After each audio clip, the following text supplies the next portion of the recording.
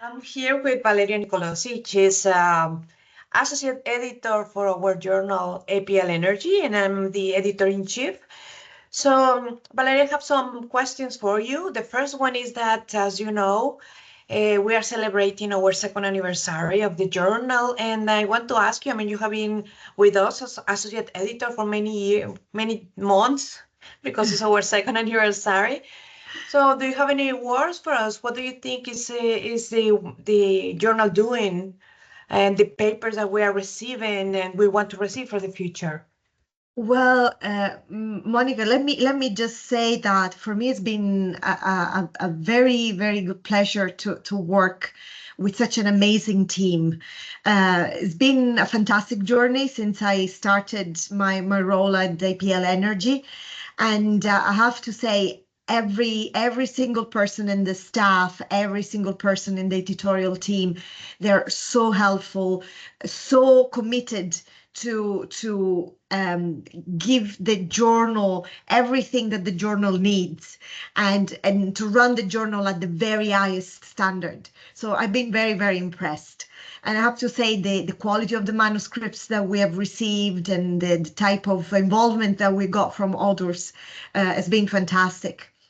I'm really looking forward actually to grow the authors range and more, because it's a fantastic platform, it's a fantastic journal. I only have very, very good experiences to share, so I'm definitely very, very happy to be part of the family. Thank you, Valeria. We are very happy to have you. Also, for me, it's an honor to have you among our associate editors, honestly. And Thank you. another thing is that I'm very happy that you were one of the persons who support the development of this new type of article that is new. There is nothing else similar to any other in any other journal, and these are the proof of concept prototypes manuscripts.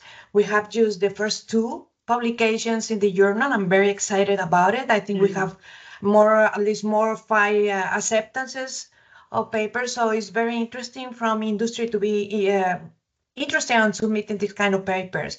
What did you experience with these first two? And how different do you see these manuscripts from the rest of the typical article manuscripts? And how can you think it will encourage new people to submit? So thank you for this question, actually, Monica, because as you know, I'm very passionate about this new format that we have. It was really what attracted me the most when I was offered this position as associate editor, because I thought that no one else, no other journal have this format, and it's something that was completely missing. Now, my career, I've been fully dedicated to actually turn fundamental science into applications. And I've been a very, very strong ambassador for the message that actually, yes, science can get out of the lab, it can be useful. Even the most fundamental science can be extremely useful and can turn into market positionable work. And so I was really pushing this when I was at the board of the European Innovation Council. I'm an ambassador of this old concept where we need to sustain research. We need to help research, bringing research out of the labs. And this is one of the vehicles that we offer, and no one else has a type of article like this. Only APL Energy, which for me is absolutely fundamental. When a research becomes very applied, it becomes a sort of an hybrid where you don't have a space, probably a structured space in the market is not probably yet made to the market. It's too advanced or too applied to actually make it into a more classical publication format. This is the right vehicle to actually showcase what this research is about and what are the opportunities that this research opens up. So I was really, really passionate and adamant to contribute to this new format, because it was completely missing. And it's an essential vehicle for that slice of research that is not basic anymore, is not yet upscaled. It's something in between, and that is the part that requires more help, because there are no vehicles for this research to actually being communicated, and this is the vehicle the APL Energy provides, and it's very unique. Yes, I think it's very important, especially for students, that they can publish something that you don't have to disclose what you did. I mean, you can keep the confidentiality, but you will have something that is related to your patent or your experiment, that is the information that is protected. And still you will be able to have a publication that will be cited. So you don't have to worry about missing these publications for young students, especially. You know, Monica, because I mean, the most often comes out of research labs in universities, and you know, we all live in this environment where publish or perish. You really need to publish in order to be able to continue foster your career in academia and things like that. But at the same time, if you have something that has potential to be upscaled and to burst into the market, then somehow publications are the enemies, because you don't want to disclose. That's why these proof of concept articles are the right vehicle, because you can indeed publish, you can avoid disclosing, and yet you have a publication that can be cited. So it's merging the best of both worlds. Excellent. I agree completely. Valeria, my last question or comment is about females researchers in science. For me, it has been a journey to be a female in science, and I'm very happy to have you on board, because I know all the amazing work you have done. And I'm sure the image that you give to the journal is encouraging a lot of females to submit to the journal also.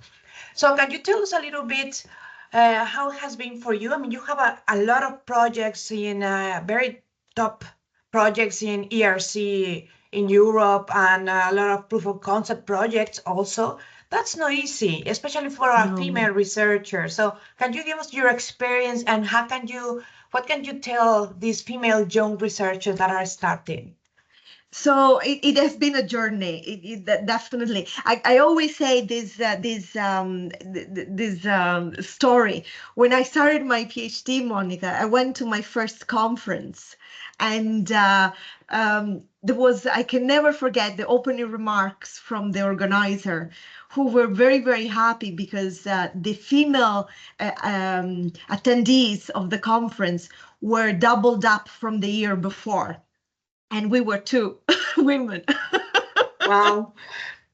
Yeah. So it's been a journey, because I found very often, being the only woman, being surrounded by a man-dominated circumstances, a man-dominated field, by no means.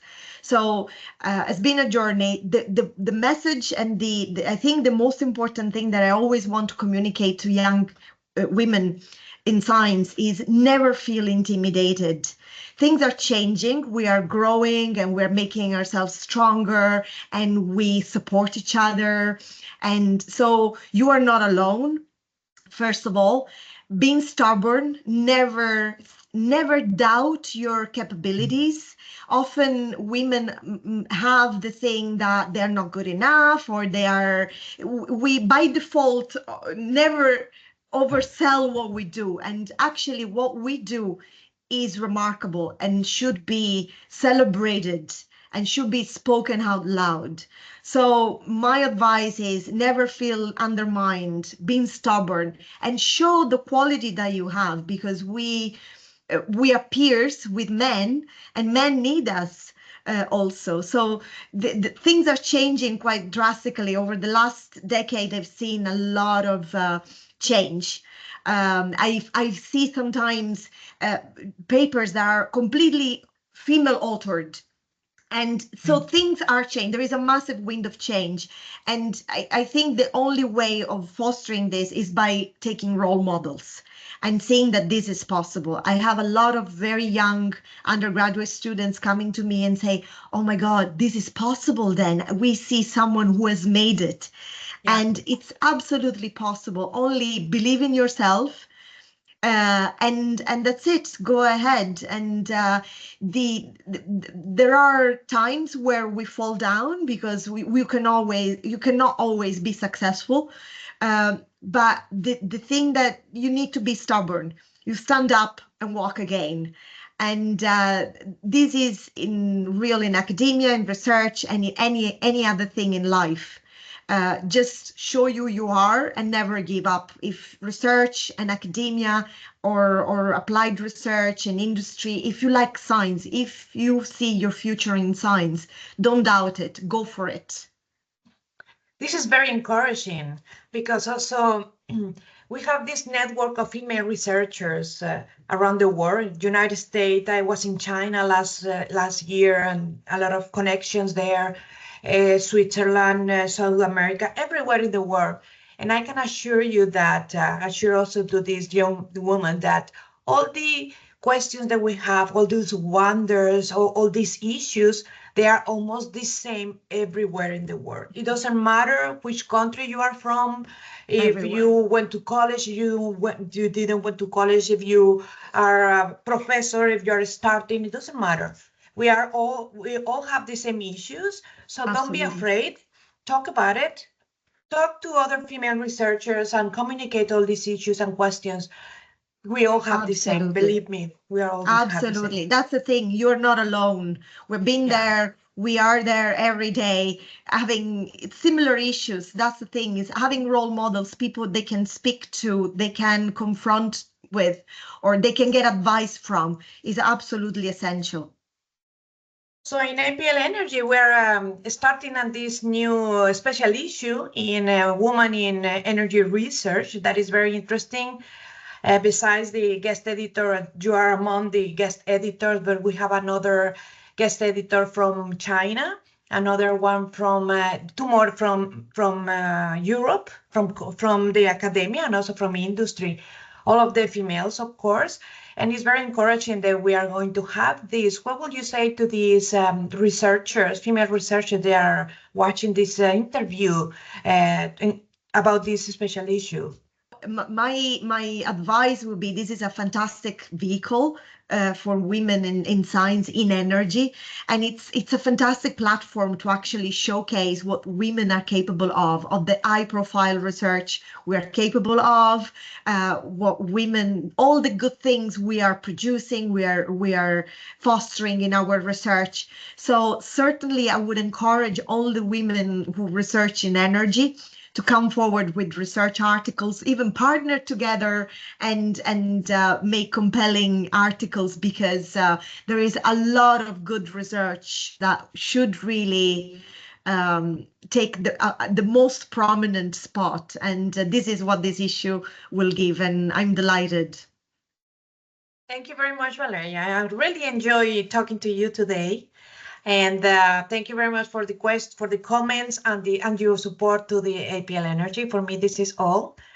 And I hope to see you soon. Thank you very much. Likewise, Monica. It's been wonderful talking to you. And I have to say, we are led by you as a senior editor we are fantastic. So it's been fantastic working with you and the team. And thank you for the nice chat.